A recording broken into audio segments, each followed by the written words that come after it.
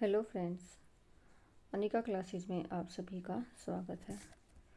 Friends, हमने 2 practice set अपने complete कर लिए हैं। आज हम तीसरा प्रैक्टिस सेट कर रहे हैं जो टीजीटी हिंदी फीमेल वाला है।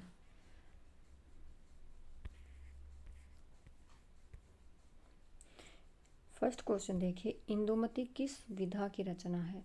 देखो, जब कोई रचना है उसकी विधा, रचनाकार और उसका विषय वस्तु, ये तीनों चीज़ें तो एक रचना के बारे में मोस्ट इम्पोर्टेंट है। ये तीनों चीज़ें अच्छे से पता होनी चाहिए क्योंकि विधा भी पूछी जाती है, विषय वस्तु भी पूछा जाता है, किसने लिखा ये भी पूछा जाता है।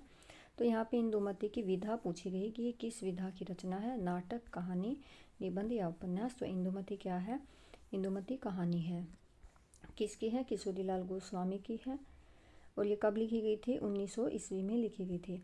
आचार्य रामचंद्र शुक्ल ने इंदुमती को हिंदी की प्रथम कहानी माना है। किसने माना है? आचार्य रामचंद्र शुक्ल ने माना है। इंदुमती को मौलिक कहानी न मानकर शेक्सपियर के नाटक टेम्पेस्ट का छायानुवाद माना जाता है। नेक्स्ट क्वेश्चन है, आकाशदीप और पुरस्कार किस कहानीकार की रचनाएं। देखो, यहाँ पर आकाशदीप 2 रचनाएं एक साथ पूछी गई हैं। आकाशदीप और पुरस्कार किसकी रचनाएं हैं? तो किसकी हैं? रामचंद्र शुक्ल, रमेश चंद्र शुक्ल, चंद्रधर शर्मा गुलेरी, जयशंकर प्रसाद या जैनेन्द्र। तो किसकी हैं? जयशंकर प्रसाद की कहानियां हैं। जयशंकर प्रसाद छायावाद युग के क्या हैं? प्रसिद्ध कवि थे। इनकी प्रसिद्ध कहानी संग्रह कौन सी है? छाया, प्रतिध्वनि, आकाशदीप, आंधी, इंद्रजाल। कई बार जो ये काव्य संग्रह, इनका क्रम से भी पूछा जाता है कि क्रम से लगा तो जो पहला है इनका कौन सा? छाया है। और अंतिम काव्य संग्रह कौन सा है? इंद्रजाल है। नेक्स्ट क्वेश्चन है, इनमें से कौन प्रगतिवादी धारा के कवि नहीं है। यहाँ पर पूछा गया है कि कौन सा कवि जो प्रगतिवादी धारा का कवि नहीं है। केदारनाथ अग्रवाल, त्रिलोचन, नागार्जुन या हरिओद। तो जो हरिओद है वो द्विवेदी युग का कवि है, ना कि प्रगतिवादी धारा का कवि है। हरिओद क्या है? द्विवेदी युग के कवि हैं। इनकी प्रमुख रचनाएं प्रिय प्रवास, रसकलश, वैदेही वनवास। जबकि केदारनाथ अग्रवाल, त्रिलोचन और नागार्जुन ये तीनों क्या हैं? प्रगतिवादी धारा के कवि हैं। नेक्स्ट क्वेश्चन है, किसकी कविता में छायावाद, प्रगतिवाद और प्रयोगवाद तीनों के लक्षण पाए जाते हैं। कि उस कवि का नाम बताना है जिन्होंने अपनी जो काव्य रचनाएं की थी उनमें तीनों छाया, प्रगति और प्रयोग तीनों वादों का क्या है? लक्षण पाया गया है। तो कौन है वो? शमशेर बहादुर सिंह, मुक्तिबोध, भवानी प्रसाद मिश्र या सर्वेश्वर दयाल सक्सेना। तो शमशेर बहादुर सिंह की जो रचनाएं हैं उनमें तीनों युगों के क्या लक्षण पाए गए हैं। इनकी प्रमुख रचनाएं कौन सी हैं? अमन का राग, एक पीली शाम, 2 कोठरी के आईने में खड़ी है, गिर गया समय का रथ तथा समय साम्यवादी आदि। जबकि मुक्तिबोध, भवानी प्रसाद, सर्वेश्वर दयाल सक्सेना ये तीनों क्या है? प्रयोगवादी धारा के कवि हैं। नेक्स्ट क्वेश्चन देखिए, गुलरा के बाबा कहानी के लेखक कौन है। देखो, गुलरा के बाबा की विधा क्या है? कहानी है। इसके लेखक कौन है? नागार्जुन, मार्कंडेय, उपेंद्रनाथ हस्क और उर्मिला शेरिस। तो जो गुलरा के बाबा हैं ये कहानी है किसने लिखी थी? मार्कंडेय ने लिखी थी। अब इनकी और अन्य प्रमुख कहानी संग्रह कौन से हैं? पानफूल 1954 में, हंसा जाए किला 1957 में, ये इंपॉर्टेंट रचना कई बार पूछी गई है। भूदान 1958 में, माही 1962 में और बीच के लोग 1975 में। ये सारी रचनाएं किसकी हैं? मार्कंडेय की हैं। धातुसेन प्रसाद के किस नाटक का पात्र है? तो देखो, पात्र से भी जो है कई बार क्वेश्चन पूछे जाते हैं। तो जो रचनाएं जो इम्पोर्टेंट हैं, जो रचनाएं दी गई हैं उनके जो है पात्र भी याद करने जरूरी हैं कि किस रचना में कौन सा पात्र है। स्कंदगुप्त, अजातशत्रु, चंद्रगुप्त या ध्रुवस्वामिनी। चारों नाटक किसके हैं? प्रसाद के हैं। तो जो धातुसेन है वो किस में है? स्कंदगुप्त नाटक में है। जयशंकर प्रसाद ऐतिहासिक नाटककार के रूप में प्रसिद्ध हैं। इनका प्रथम नाटक 1910 में सज्जन को माना जाता है। कौन सा नाटक है इनका? प्रथम सज्जन है। कब प्रकाशित हुआ था? 1910 में। इनकी अन्य प्रमुख नाटक कृतियाँ कौन सी हैं? कल्याणी परिणय, करुणालय, प्रायश्चित, राज्यश्री, विशाख, अजातशत्रु, जन्मजय का नागयज्ञ, कामना, स्कंदगुप्त, चंद्रगुप्त तथा ध्रुवस्वामिनी आदि इनके क्या हैं? प्रमुख नाटक हैं। अब पात्र देखिए नाटकों के। स्कंदगुप्त में पुरुष पात्र स्कंदगुप्त है, भट्टार्क है, पृथ्वीसेन है, बंधु वर्मा है कुमारगुप्त है। और स्त्री पात्र कौन सी है? देवकी, देवसेना, विजया, अनंत देवी है। चंद्रगुप्त में चंद्रगुप्त है, चाणक्य है, सक्तार है, सिंहरन है, आम्बिक है, राक्षस, प्रवर्तक, सिलेकुश है। आम्बिक भी कई बार पूछा जाता है कि आम्बिक चंद्रगुप्त के कौन से नाटक में है। स्त्री पात्र में कार्नेलिया, कल्याणी, मालविका, अलका, सुहासिनी, एलिस और ध्रुव स्वामिनी। ये किस में है? चंद्रगुप्त नाटक में है। नेक्स्ट क्वेश्चन है, अवधी भाषा को किस अन्य नाम से जाना जाता है? यानी कि जो अवधी भाषा है उसका और अन्य नाम क्या है? कृत्रिम, कोसली, बघेली, कर्थ। तो अवधी का अन्य नाम क्या है? कोसली। कोसली के नाम से भी अवधी को जाना जाता है। जो अवधी भाषा है इसका विकास किससे हुआ था? अर्धमागधी अपभ्रंश से हुआ था। क्वेश्चन यहाँ से भी बनता है कि जो अवधी भाषा का विकास है वो किससे हुआ था? अर्धमागधी अपभ्रंश से हुआ था। पूर्वी हिंदी उपभाषा के अंतर्गत अवधी, बघेली, छत्तीसगढ़ी बोली आती हैं। जो अवधी है वो किस भाषा के अंतर्गत आती है? पूर्वी हिंदी उपभाषा के अंतर्गत आती है। अवधी के क्षेत्र कौन से हैं? अयोध्या, सुल्तानपुर, प्रतापगढ़, प्रयागराज, रायबरेली और लखनऊ आदि ये कहाँ अवधी के क्षेत्र हैं। नेक्स्ट क्वेश्चन है, प्रगतिवादी काव्य की समय सीमा इनमें से क्या है?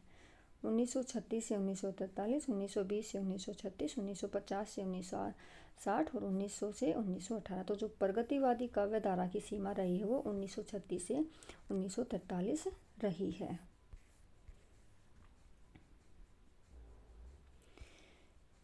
अब देखिए इसमें अन्य और भी युग दिए हैं। भारतेंदु युग का समय क्या रहा? 1850 से 1900। द्विवेदी युग का समय रहा 1900 से 1918। छायावाद का युग जो समय है 1918 से 1936 है। प्रगतिवाद है 1936 से 1943 और प्रयोगवाद 1943 से 1953 तक रहा है। नेक्स्ट क्वेश्चन है, भारतेंदु कृत प्रेम सरोवर क्या है? यानी कि जो रचना है इनकी प्रेम सरोवर वो किस प्रकार की है? मौलिक नाटक है, कविता है, अनुदित है या हास्य व्यंग है? जो मोस्टली क्वेश्चन पूछा जाता है भारतेंदु की मौलिक और अनुदित रचनाओं में से पूछा जाता है कि कौन सी रचना इनकी मौलिक है। चारों उसमें देकर पूछा जाता है कौन सी रचना मौलिक है या कौन सी अनुदित है। तो यहाँ पर पूछा गया प्रेम सरोवर। प्रेम सरोवर क्या है? इनकी एक कविता है। भारतेंदु की जो रचनाएं हैं उन्होंने जो कुल रचनाएं लिखी थी 175 हैं और उनमें जो काव्य ग्रंथ हैं उनकी संख्या कितनी है? 70 संख्या है। अब काव्य संग्रह कौन से हैं? भक्ति सरसों, प्रेम मालिका, वैशाख महात्म्य, प्रेम माधुरी, प्रेम तर्क, प्रेम प्रलाप आदि हैं। और जिनके काव्यों का संकलन है वो किस नाम से है? भारतेंदु ग्रंथावली नाम से है। किस में है? भारतेंदु ग्रंथावली में है। पद्मावत किसकी रचना है? कबीर, तुलसीदास, जायसी या सूरदास की? तो जो पद्मावत है वो जायसी की रचना है। इसमें कुल 57 खंड हैं। अब नेक्स्ट क्वेश्चन देखिए, हिंदी निबंध का उत्कर्ष काल क्या है? किस काल को उत्कर्ष काल कहा गया है? द्विवेदी युग को, भारतेंदु युग को, शुक्ल युग को या शुक्लोत्तर युग को? तो जो यहाँ पर देखो निबंध पूछा गया है, निबंध की शुरुआत किस युग से मानी गई है? भारतेंदु युग से मानी गई है। सर्वसम्मति से भारतेंदु हरिश्चंद्र को हिंदी निबंध का जनक माना जाता है। भारतेंदु द्वारा रचित निबंध है कश्मीर कुसुम, कालचक्र, बादशाह दर्पण और लेवी प्राण, लेवी आदि। नेक्स्ट क्वेश्चन है, किस प्रकार के निबंधों में शैली समास प्रयुक्त होती है? जो समास शैली है वो किस प्रकार के निबंधों में प्रयुक्त होती है? विवरणात्मक, विचारात्मक, भावात्मक या वर्णनात्मक? तो जो विचारात्मक निबंध है उनमें क्या है? समास शैली का प्रयोग होता है। समास शैली होती क्या है? देखो, इस निबंध में किसी देखी या सुनी हुई बात का वर्णन नहीं होता। इसमें केवल कल्पना और चिंतन शक्ति से काम लिया जाता है। विचारात्मक निबंध अधिक श्रम साध्य होता है। इसके लिए विशेष रूप से अभ्यास की आवश्यकता होती है। निबंध मुख्यतः 4 प्रकार के होते हैं: वर्णनात्मक, विवरणात्मक, विचारात्मक और भावात्मक। तो जो विचारात्मक निबंध होते हैं इनमें क्या है? समास शैली का प्रयोग होता है। नेक्स्ट क्वेश्चन देखिए, हिंदी गल्पमाला मासिक पत्रिका कहाँ से प्रकाशित होती है? जो पत्रिका है यहाँ से हमारा एक क्वेश्चन तो टीजीटी में जरूर पूछा जाएगा। पीजीटी में कम से कम 2 क्वेश्चन पत्रिका से जरूर पूछे जाएंगे। तो हिंदी गल्पमाला मासिक पत्रिका कहाँ से प्रकाशित होती है? पत्रिका का एक तो समय, एक स्थान कहाँ से होती है, एक जो होता है कि ये मासिक है, दैनिक है, साप्ताहिक है, किस प्रकार की पत्रिका है, ये भी पता होना चाहिए। बनारस, प्रयाग, काशी, कोलकाता। तो जो हिंदी गलपमाला मासिक पत्रिका है ये काशी से प्रकाशित होती थी। कब प्रकाशित हुई थी? 1918 में।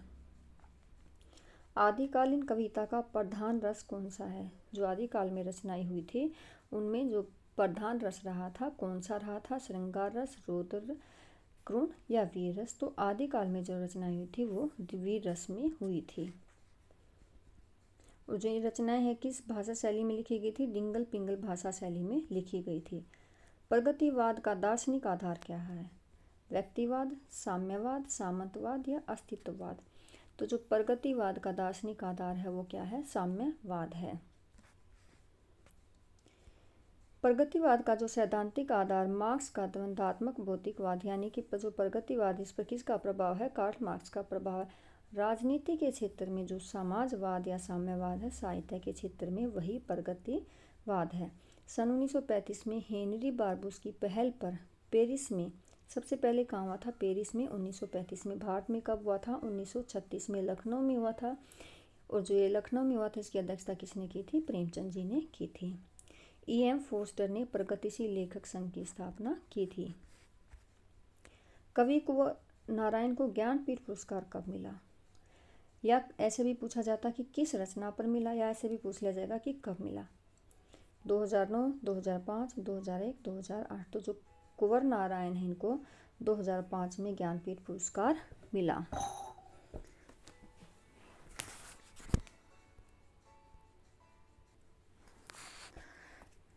कुंवर नारायण को 2005 को उनके संपूर्ण रचनाक्रम के लिए ज्ञानपीठ पुरस्कार मिला।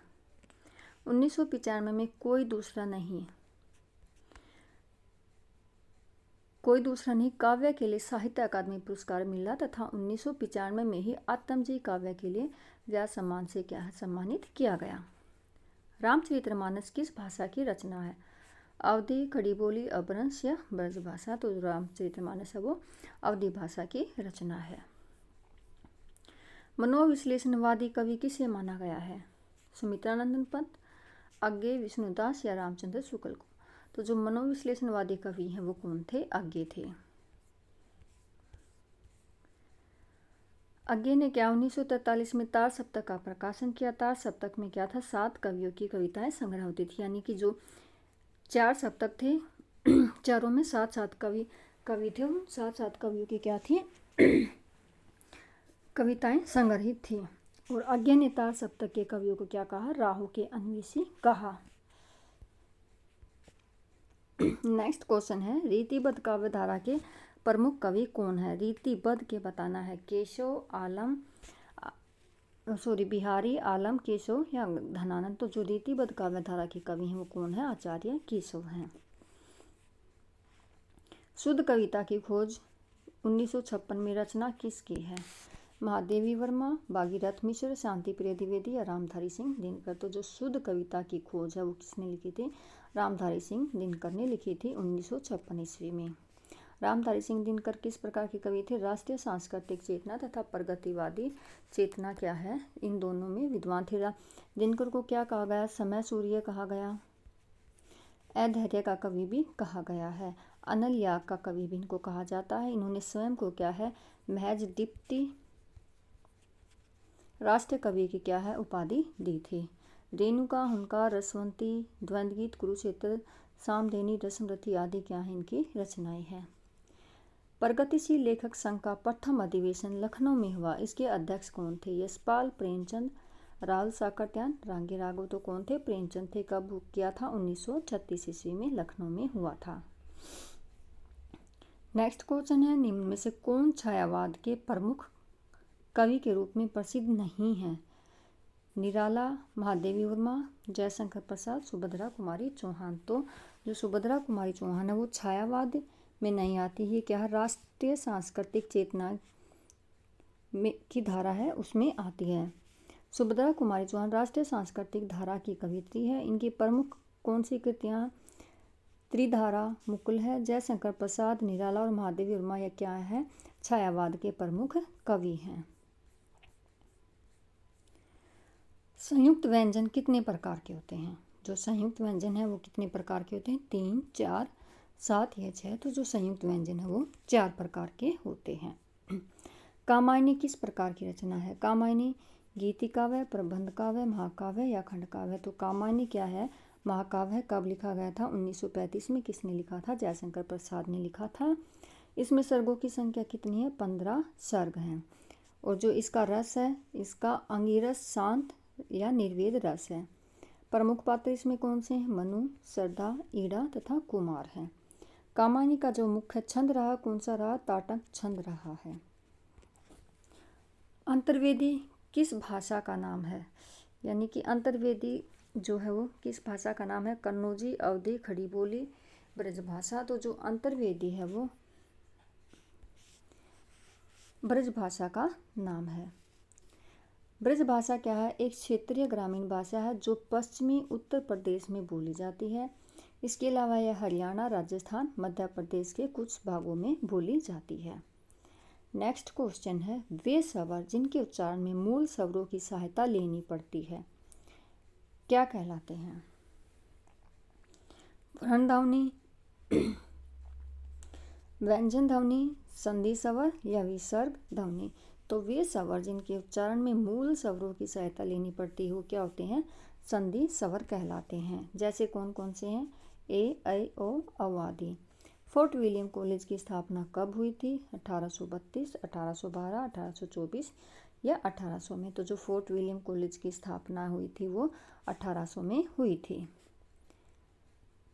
किसने की थी? वेल्जली ने की थी। देवनागरी में जो अंक होते हैं, जो अंकों की संख्या है वो कितनी होती है? 15, 13, 9, 11। तो जो देवनागरी में अंक होते हैं वो 9 होते हैं। 1 से लेकर 9 तक क्या है? संख्या होती है, 0 नहीं होती है। हिंदी वर्णमाला में स्वर कितने प्रकार के होते हैं? जो हमारी हिंदी वर्णमाला है उसमें स्वर कितने प्रकार के होते हैं? 13, 16, 15 या 11। तो जो हमारी हिंदी वर्णमाला में स्वर होते हैं वो 11 प्रकार के होते हैं। कुछ विद्वानों ने जो हमारे ये अंग और अंग अनुस्वार हैं इनको भी जोड़ लिया है और अंग और अंग को क्या माना गया है? अयोगभावी कहते हैं। विद्यापति मूलतः किस भाषा के कवि हैं? अपभ्रंश के, मैथिली के, ब्रजभाषा के या अवधी के। तो जो विद्यापति हैं वो मैथिली भाषा के हैं और इनको मैथिल कोकिल भी कहा जाता है। प्राचीन देवनागरी वर्तमान नागरी कब बनी? यानी कि जो प्राचीन देवनागरी है वो वर्तमान नागरी कब बनी थी? 10वीं शताब्दी, 9वीं शताब्दी, 12वीं शताब्दी या 8वीं शताब्दी। तो वर्तमान नागरी जो है वो 12वीं शताब्दी में बनी थी।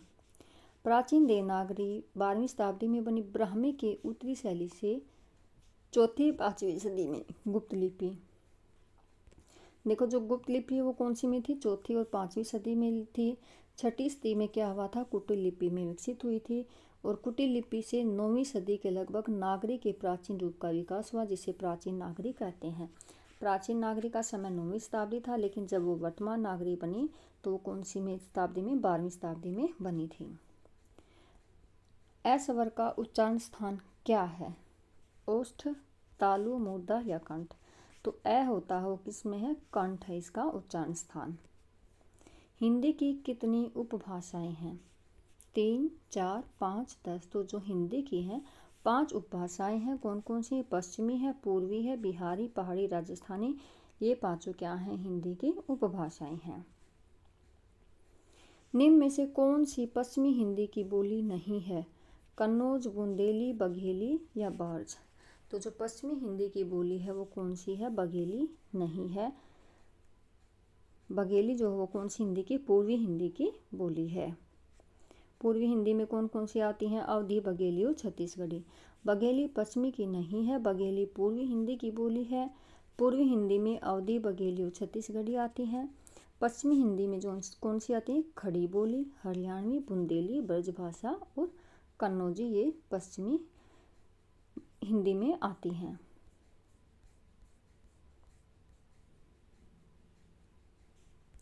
हिंदी के किस कवि ने मैथिली में यात्री उपनाम से कविताएं लिखी थी? नरेश मेहता, नागार्जुन, विपिन कुमार अग्रवाल या धूमिल। तो नागार्जुन जो है मैथिली भाषा में यात्री उपनाम से कविताएं लिखते थे। और जो इनकी खड़ी बोली में प्रथम प्रकाशित रचना है राम के प्रति है, जो विश्व बंधु पत्रिका में 1935 में प्रकाशित हुई थी। किसे कवि सम्राट के नाम से भी जाना जाता है? भारतेंदु हरिश्चंद्र, शमशेर बहादुर सिंह हरिऔध या मुंशी प्रेमचंद को। तो जो हरिऔध है, अयोध्या सिंह उपाध्याय हरिऔध को कवि सम्राट के नाम से भी जाना जाता है। इन्होंने 3 प्रबंध काव्य लिखे, प्रिय प्रवास 1914 में, पारिजात 1937 में, वैदेही वनवास 1940 में। प्रिय प्रवास को क्या हिंदी खड़ी बोली का प्रथम महाकाव्य कहा जाता है। गणपति चंद्रगुप्त ने हरिऔध को क्या कहा था? आधुनिक काल का सूरदास कहा था।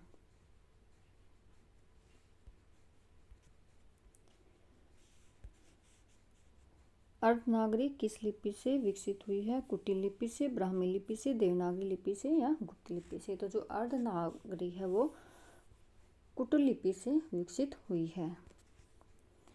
अब देखिए जो इनका रूप है, पहले थी ब्राह्मी लिपि, फिर गुप्त लिपि, फिर कुटिल लिपि। और कुटिल लिपि के भी 2 भाग हुए, नागरी लिपि और शारदा लिपि। तो सबसे पहले थी वो ब्राह्मी लिपि थी, उसके बाद गुप्त लिपि हुई, उसके बाद कुटिल लिपि हुई, और फिर जो हमारी अर्धनागरी है वो किससे है? कुटिल लिपि से ही विकसित हुई है। कुटिल लिपि का विकास किस लिपि से हुआ है? तो अभी हमने ऊपर ही देखी थी जो गुप्त लिपि, देवनागरी लिपि, ब्राह्मी लिपि, कुटिल लिपि। तो जो कुटिल लिपि है वो किससे हुई थी? गुप्त लिपि से। पहले थी ब्राह्मी नागरी, ब्राह्मी से गुप्त, गुप्त से कुटिल लिपि। कबीर की रचनाओं का संग्रह किस नाम से प्रसिद्ध है? साखी, बीजक, शब्द, रमैनी। तो बीजक से है। और इनका जो किसने किया था ये संकलन? इनके जो शिष्य थे धर्मदास ने 1464 ईस्वी में किया था। नेक्स्ट क्वेश्चन देखिए,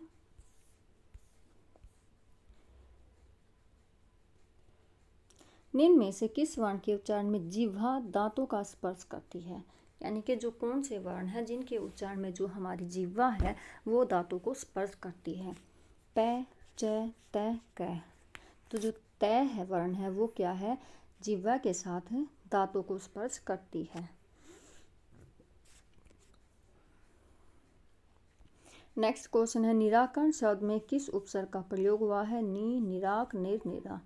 तो उपसर्ग हमें पता है मूल शब्द के आगे लगते हैं वो उपसर्ग होते हैं, मूल शब्द के पीछे लगते हैं वो प्रत्यय होते हैं। तो यहाँ पर देखो निराकरण दिया हुआ है, तो जो उपसर्ग हुआ है वो क्या है? निर प्लस आ प्लस करण, यानी कि इसमें 2 उपसर्ग लगे हुए हैं, तो निर उपसर्ग इसमें जुड़ा हुआ है।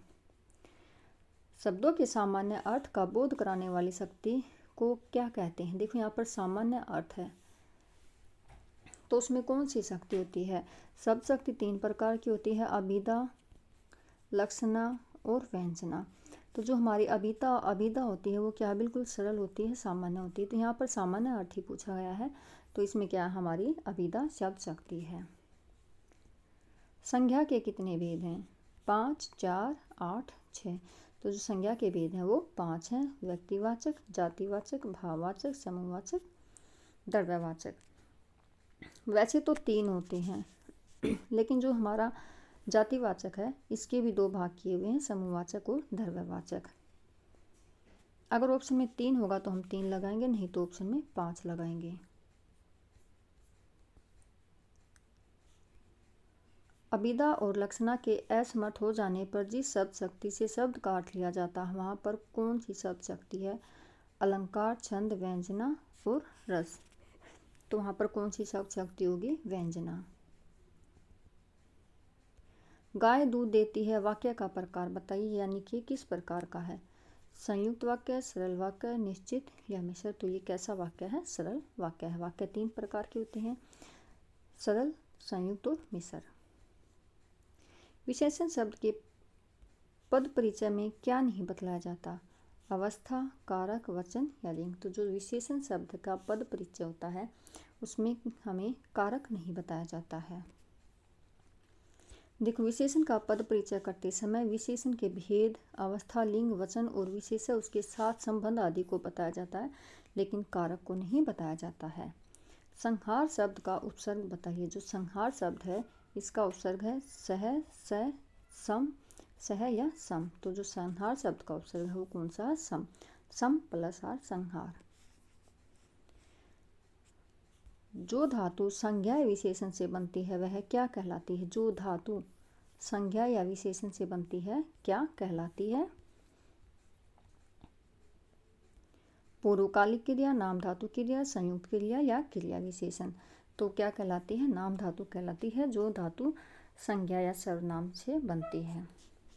जैसे बात से बतियाना, लाभ से लतियाना, जूता से जुतियाना। अंकुरित शब्द में किस प्रत्यय का प्रयोग हुआ है? रित, रित या कुरित, इत।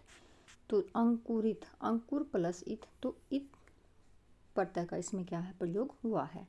निम्न में कौन सा अलंकार शब्दा अलंकार है? रूपक, अतिशयोक्ति, उपमा, श्लेष। तो जो शब्दा अलंकार है वो कौन सा है? श्लेष है। शब्दालंकार कौन कौन से होते हैं? अनुप्रास, यमक, श्लेष, वक्रोक्ति, ये क्या है? शब्दा अलंकार होते हैं। नेक्स्ट क्वेश्चन, विद्वान लोग समय का सदुपयोग करते हैं, वाक्य में रेखांकित पद का रूप कौन सा है? यहाँ पर विद्वान को रेखांकित किया गया है, तो इसमें क्या है? गुणवाचक विशेषण, संख्या, सार्वनामिक या परिणाम। तो इसमें कौन सा है? गुणवाचक विशेषण का प्रयोग किया गया है। डाकिया शब्द का बहुवचन बताइए। डाकिया शब्द का डाकियो, डाकिया, डाकिए या डाकिए। तो जो डाकिया शब्द का बहुवचन होता है, डाकिया का जो बहुवचन होता है वो डाकिए होता है। मनोगत शब्द का संधि विच्छेद है मनोगत, मनो प्लस गत, मनोगत, मनोआगत, मनगत। तो जो मनोगत होता है वो विसर्ग संधि में होता है, तो मन है प्लस गत होता है मनोगत। फ्रेंड्स, हम अपने क्वेश्चन इतने ही रखेंगे, बाकी कल हम इसको जो हमारा प्रैक्टिस सेट है हम इसको भी कंप्लीट कर लेंगे, क्योंकि ज़्यादा क्वेश्चन हो जाएंगे। हम अगर पूरा सेट एक साथ करेंगे तो ज़्यादा लंबी भी क्लास होगी और क्वेश्चन भी ज़्यादा हो जाएंगे। Thank you friends.